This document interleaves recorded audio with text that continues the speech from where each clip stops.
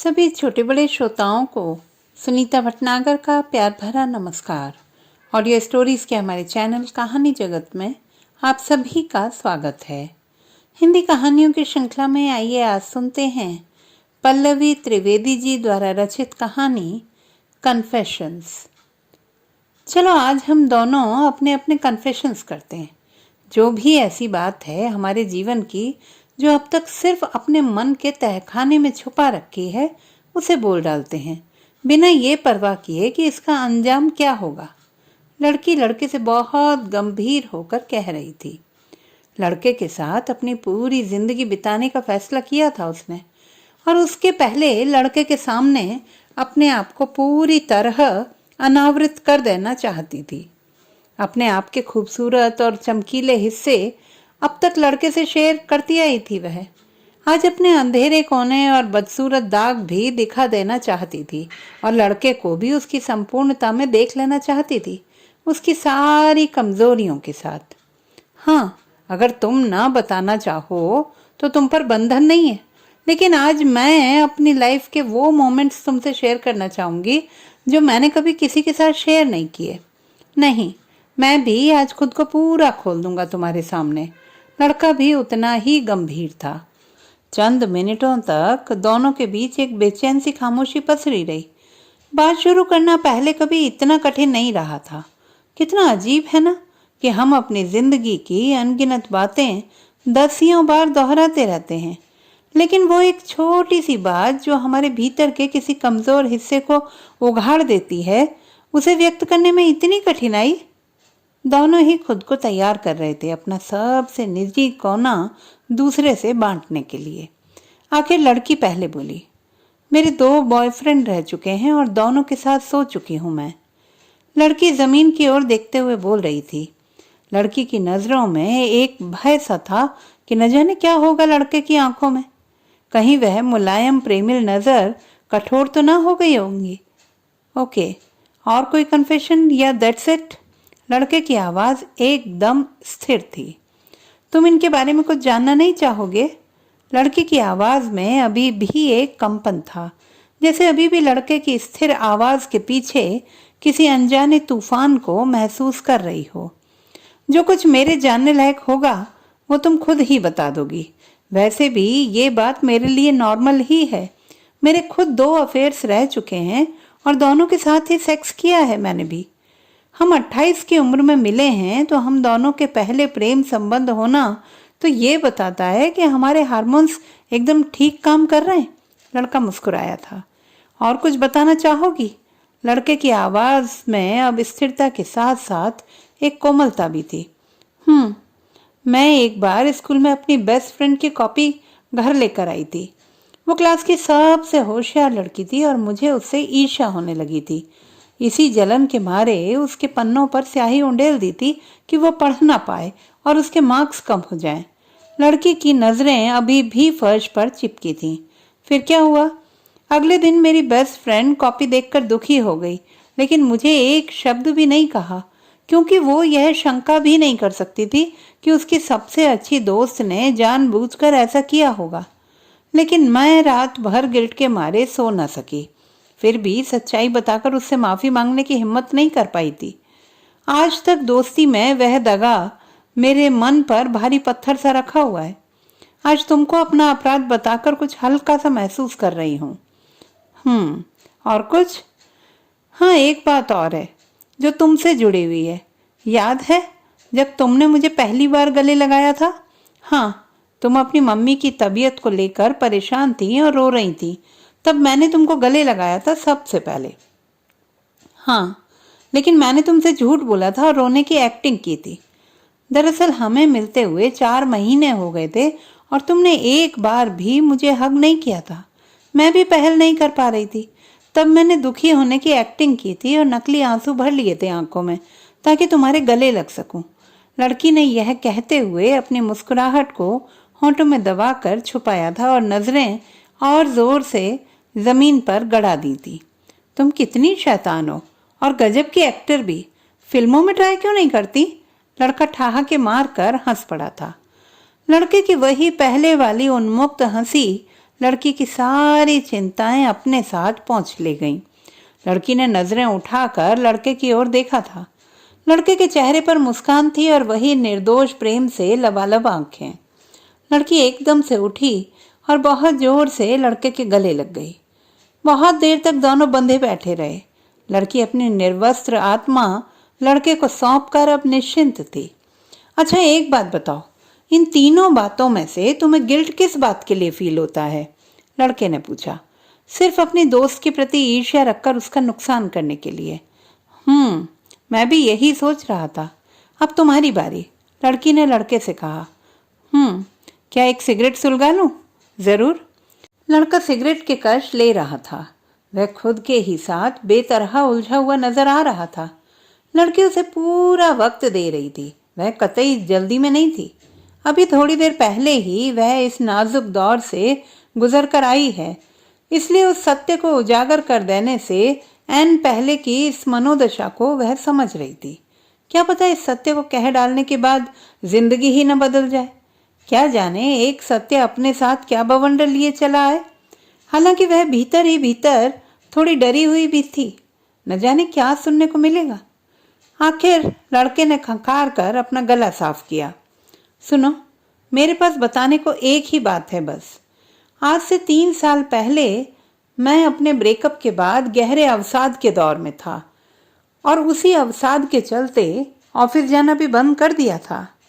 बस दिन रात अपने कमरे में अंधेरा करके पड़ा रहता था और रोता रहता था।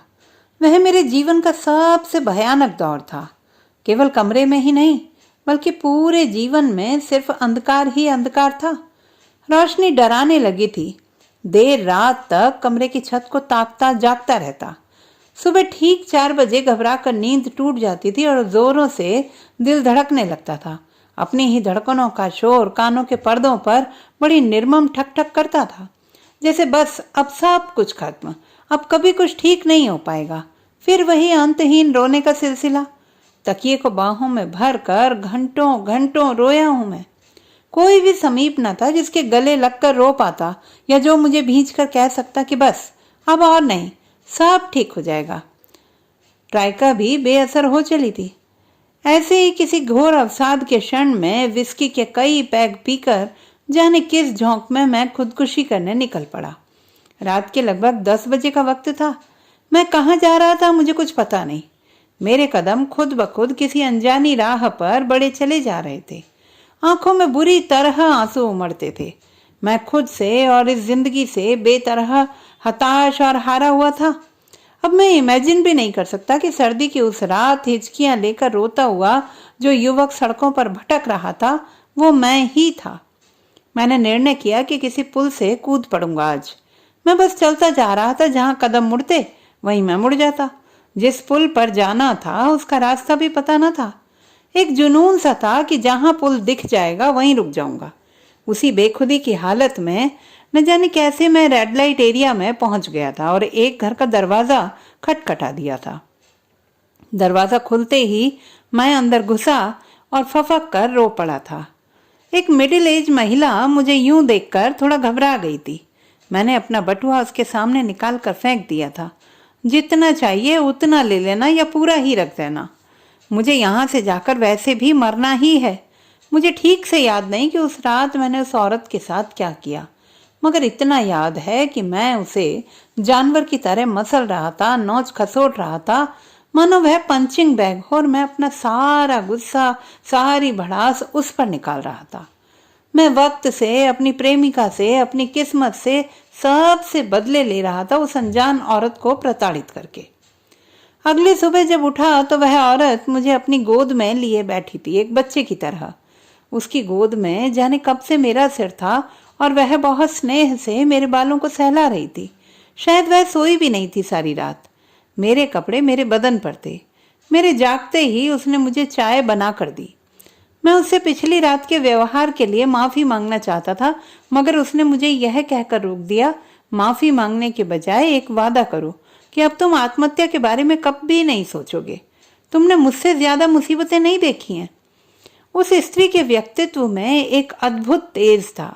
जाने किन हालातों में वह इस धंधे में आई होगी, मगर इतना तय था कि वह एक असाधारण स्त्री थी। उसके शरीर पर मेरी दी हुई तमाम खरोचों और नीले पीले निशानों के बावजूद उसने मेरा सर अपनी गोद में रखा था। उसने सुबह मुझे निर्वस्त्र जागने की शर्मिंदगी से बचाया था। उसने मुझे एक नया जीवन दिया था। वह साधारण स्त्री हो ही नहीं सकती थी। वो मेरे पिछले 4.5 महीनों की पहली सुबह थी जब मैं उठकर रोया नहीं था। इसके पहले किसी सुबह में मेरा सिर किसी की गोद में भी तो न था। किसी ने मेरे बालों में करुणा से उंगलियां भी तो नहीं फेरी थी। मैंने उसे वादा किया और कहा कि मैं उसे इस रात के पैसे नहीं देना चाहता, क्योंकि पैसे देते ही मैं एक ग्राहक बन जाऊंगा और मैंने जो पाया उसे अपना अधिकार समझने लगूंगा। लेकिन दरअसल यह मेरा अधिकार नहीं था, बल्कि मेरे ऊपर उस महिला का एहसान था जिसके लिए मैं जिंदगी भर कृतज्ञ रहना चाहता था। अगर वह मुझसे इस रात के पैसे ना लेगी तो मेरे ऊपर एक और उपकार होगा। उसने हाँ में सिर हिलाया और मेरा बटुआ मुझे वापस किया। मैंने उसे पैसे नहीं दिए और वहां से चला आया। उसके बाद मैं कभी वहां नहीं गया। उस रात मरते मरते मैं जीने की डगर पर मुड़ गया था। किसी पुल का रास्ता फिर मैंने कभी नहीं खोजा। बस यही एक बात है जो आज तक मैंने किसी को भी नहीं बताई है। लड़का बात पूरी करते करते बेहद भावुक हो गया था। आंख की कोर गीली हो चली थी। इस वाक्य से स्तब्ध बैठी लड़की की आंखें भी भर आई थी। लड़की उठी और बहुत लाड़ से लड़के को अपनी बाहों में भर लिया। बड़ी देर तक लड़के का माथा चूमती रही, उसके बाल सहलाती रही, जैसे लड़के के उस खराब वक्त में उसके साथ ना हो सकने की भरपाई कर रही हो। जैसे उस वक्त जिस प्यार की कमी रह गई थी, अब उससे अतीत के उन लम्हों को भर देना चाहती हो। लड़का भी एक निरीह छोटे बालक की तरह उससे लिपटा हुआ था।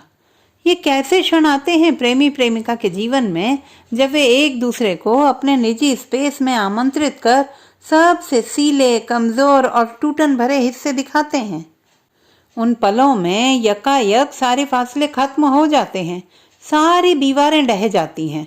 अगर ये क्षण ना आए तो सारी उम्र साथ गुजारने पर भी दो प्रेमी अजनबी ही बने रहते हैं। इन क्षणों से गुजरने के लिए थोड़ा सा साहस चाहिए होता है और बहुत सारा विश्वास। इन क्षणों से गुजरना आग से गुजरना है, जिसके बाद या तो सब कुछ जलकर नष्ट हो जाता है या तब का रिश्ता फौलाद सा मजबूत हो जाता है। 10 मिनट बाद भय और आशंकाओं की सारी धुंध छट चुकी थी। दुख बांटते बांटते घट भी गया था।